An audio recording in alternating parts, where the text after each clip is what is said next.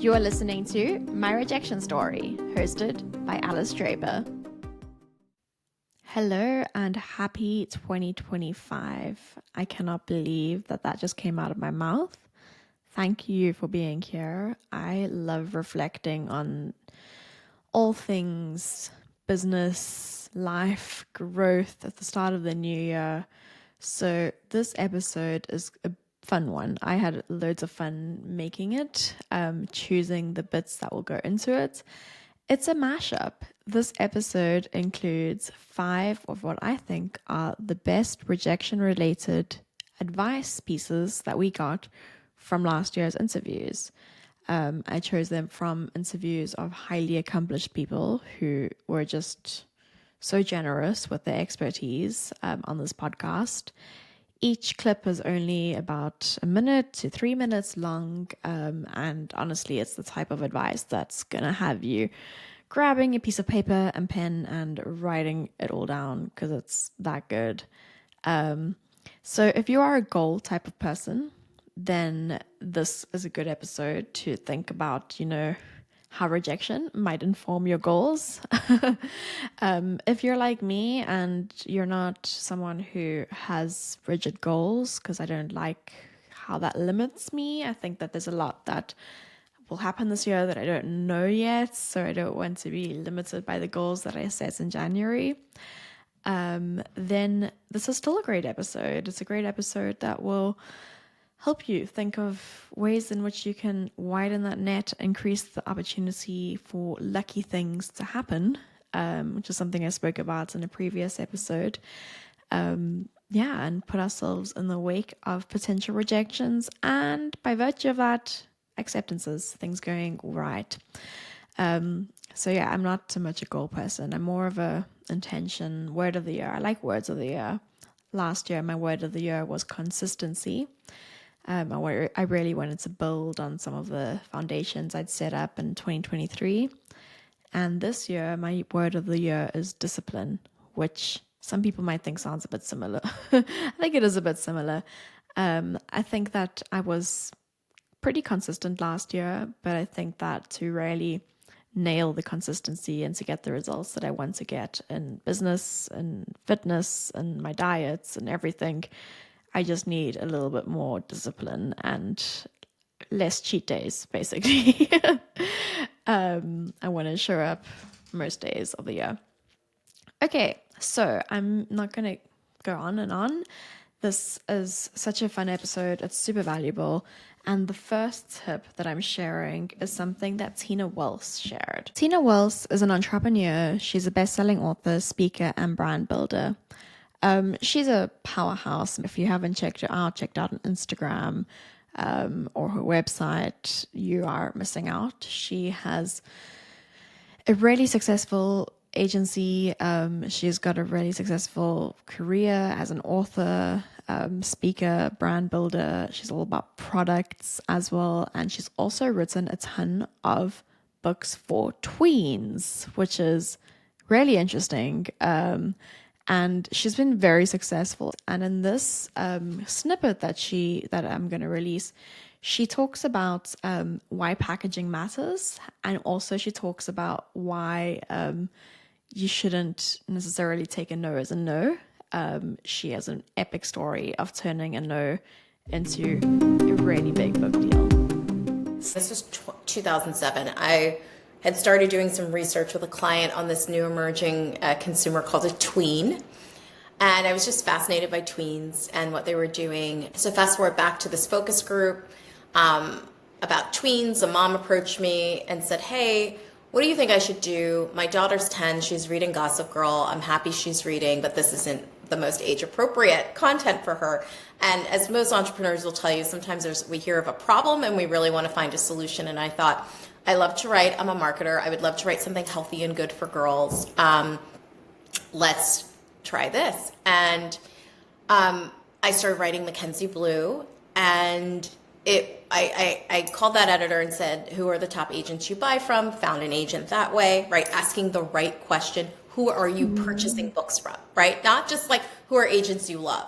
she could love an agent and hasn't bought a book from that person in years, right? They're just a lovely person. I wanted to know who was really selling the best books. And so I partnered with that agent. And that was really my first time in my career. I'd had a lot of rejection, right? And my agent would say, these are the loveliest rejection notes, right? Like, we'd love a Tina Wells series, not this one.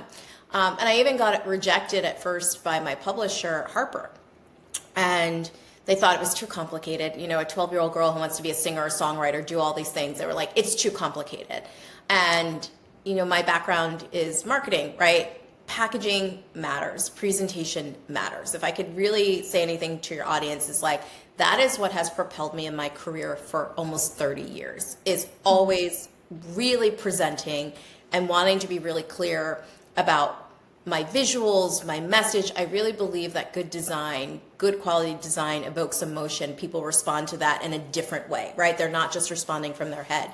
And as happens with this proposal, I designed it to look like a 7th grade girl's composition book. So handwritten notes everywhere. It was a very, very cool book proposal. And so the same publisher who rejected it, the actual publisher was in the editor's office one day who had rejected it. And she picked it up. And she said, what is this? This is so cool. And she said, it's this complicated thing, Mackenzie Blue. It's too complicated, too much going on. We passed. And the publisher said, I'm interested. Bring her in. Let's ask her some questions. You know, so I go in to meet with them, and they're like literally 16 people around a table, and me and my agent. And I spent about an hour and a half just answering their questions. Boom, boom, boom. Had an answer for everything. And my agent gets a call, you know, about 2 hours later, and she's like, I almost fell out of my seat. They offered you a massive deal, you know, and it's really, and that came from someone saying no first, right? It came from a place of rejection. But what are my keys? One, presentation matters, right? I was really prepared for the assignment, and my proposal spoke for me when I was not in the room to speak for myself, right? It spoke for me enough to get me the audition, right? The second thing is, when I got the audition, I was prepared for it, right? Answering questions for an hour and a half is super tough, right? But people are choosing to make an investment or deciding if they're going to make an investment of their time, their talent, their resources into you. I needed to prove that I was worth time, talent, resources to make this book go, right? And the series, it wasn't just a book. They were committing to a 4-book series. And then I think the final thing is like being really present and really showing up, right? So it's not just how I answered, it was how engaged. You could tell genuinely I loved what I was pitching, right? And that is how I feel about anything I'm doing at the moment, is I am fully in love with what I am doing at that moment. And that people pick up on that. They pick up on that authenticity of you truly, you're not just doing a thing, you're not just pitching the next thing. And in that moment in my life, and I still feel that way, right? 20 plus years later, I'm still writing for tween girls because I genuinely love writing for this age group, right? And you could sense that. And people want to be in partnership with that energy, with someone who is so passionate about what they're doing. So the second piece of advice is coming from Rohit Bhargava. So Rohit Bhargava is the author of Non-Obvious Thinking. He's a co-founder of Idea Press, which is a hybrid publishing company that multiple of my clients have worked with. He's also a 3-time Wall Street Journal and USA Today best-selling author. So I love this piece of advice that Rohit gave. I actually say it in the episode. I've never heard this said before. He talks about cultivating hard experiences and how this can actually up our chances of success. Well, first of all, moving to a foreign country where you don't know anyone, getting a job, and then building a life. And I ended up staying for 5 years and getting my citizenship too. Wow. So, that gives you a lot of confidence. Yeah. Right? Because now you feel like, well, I did that, so I could probably do other things too. And I think that in our lives, that's one of the antidotes maybe to feeling like we have this string of rejections, having some sort of victory and then pointing ourselves towards that to say, well, I might have gotten rejected this time, but I did that. And sometimes it's out of our control, right? I mean, I moved to Australia, somebody had to hire me. That's not entirely in my control. I can do my best, but it either happens or it doesn't happen based on me doing my best. But there's other things people do in life, I think, that give them a boost of confidence that are within their control. Like, if you have the money, like, you could go skydiving, right? And everything after that, you'd be like, well, I got rejected, but I jumped out of a plane, right? Like I did that. So I do think there are ways we can give ourselves that sort of confidence that helps to deal with rejection. Yeah, yeah. This is very interesting. I've never thought of this in this way, and you're the first person that's mentioned it. But basically, like creating difficult events for ourselves. Would it be like, making yourself go cold plunging in like a really cold pool, or like consistently do things that feel very scary and hard, just to kind of It doesn't build even need that to be muscle consistent. memory. I mean, if you do it once, right? Yeah. Like you'll have that for the rest of your life, really. Our third piece of advice is coming from Jason Van Ruler. Jason Van Ruler is a licensed therapist, author, coach, and the best-selling author of Get Past Your Past. He was such a joy to talk to. If you haven't listened to the full episode, I highly recommend it. He is just so gracious with his expertise and time. So this piece of advice, which I'm clipping here, Jason talks about rewriting your story. So rewriting your story is a very pivotal mission point of this podcast. I'm on a mission to reframe rejections. He eloquently puts into words what it means to rewrite a limiting or harmful belief that you might have about yourself. So my question for you is, what does it mean to rewrite your story, and how did you go about doing this? Well, I got a pen out and I just rewrote it. I love that. I don't know if you're being literal, but I love that. I'm being a little tongue in cheek and actually very direct and honest. It is that easy, right? It is that easy to rewrite our story in a way that is more serving, more positive, reflects more of who we really believe we are. And we can do that today. Now, some people listening might say, well, I'll write it out, but I don't believe that, Jason. And so I'd say, well, that's fine, but then make it true. So make it true. So rewrite the story and then make it true. And what I mean by that is if Jason's childhood ruined him and the story I want to write is Jason's childhood empowered him to be better able to help people, then make that true. Become better able to help people. And that gives you that purpose. So the thing is you can rewrite that story however you want. And then it's your job to use that as an opportunity to be better. It won't happen overnight. I mean, I wish it would, right? But over time, I think we grow and we see it differently. The whole point of the book, Get Past Your Past, is really just to change your relationship with it. And that's what we're talking about here is you see the relationship, kind of like I said, this early romantic relationship, you see it one way at the time. And the goal is to see it differently today in a way that actually empowers you to be better. Our fourth piece of advice is also coming from Jason Van Ruler. So this I just love, and I've quoted it so many times ever since the episode released. Jason talks about why you should share scars and not wounds.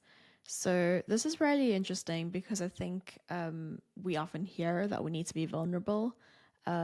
Vulnerability is a very trending topic, and I talk about it all the time. Vulnerability modeled in other people has changed my life, and I try to model it myself.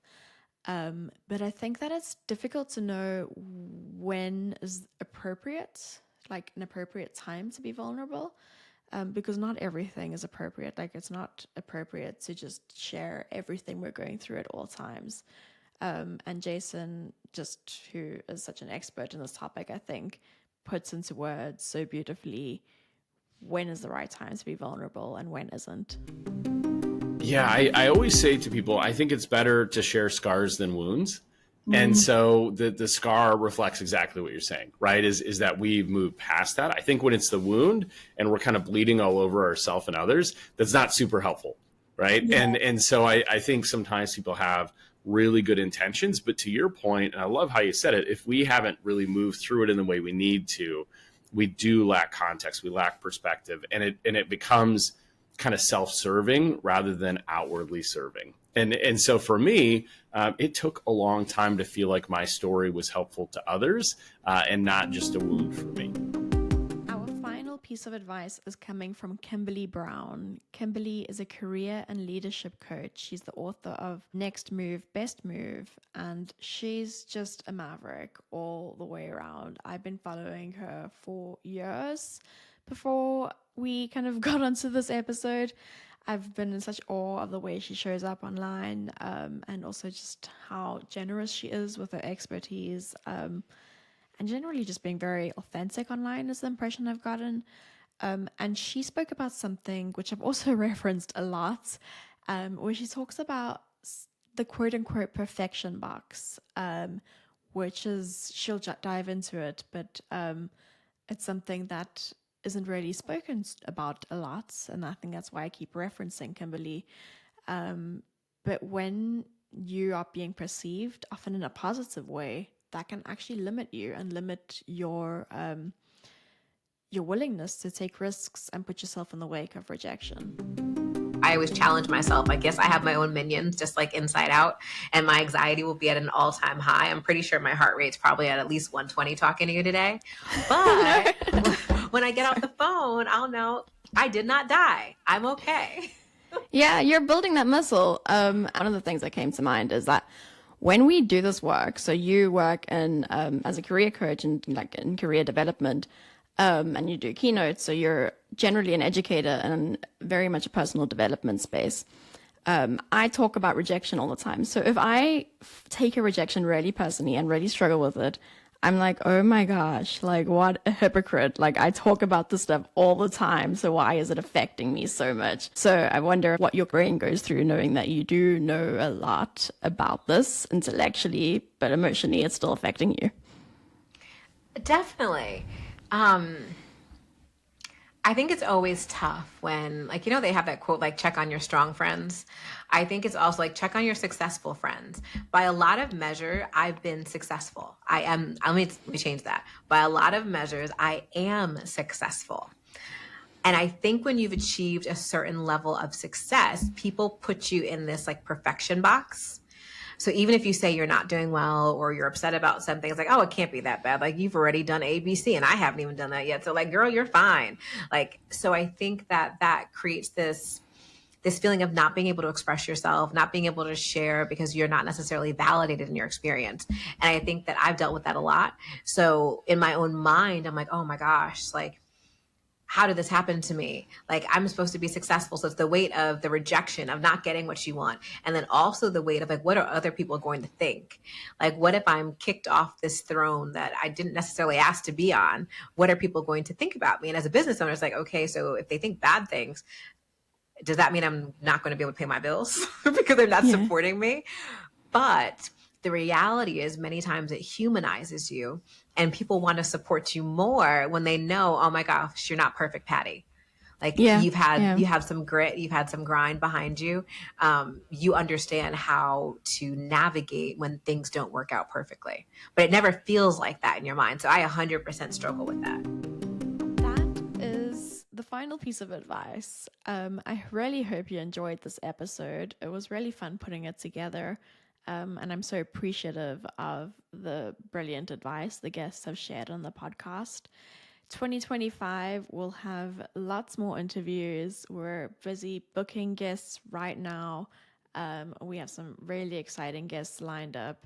If you know anyone who is an author who has done really well with their book and would be interested in talking about their rejection stories, please let me know. You can email pitches at media@hustlingwriters.com. Thank you so much for your time, and I can't wait to see you next week. This was My Rejection Story, hosted by me, Alice Draper.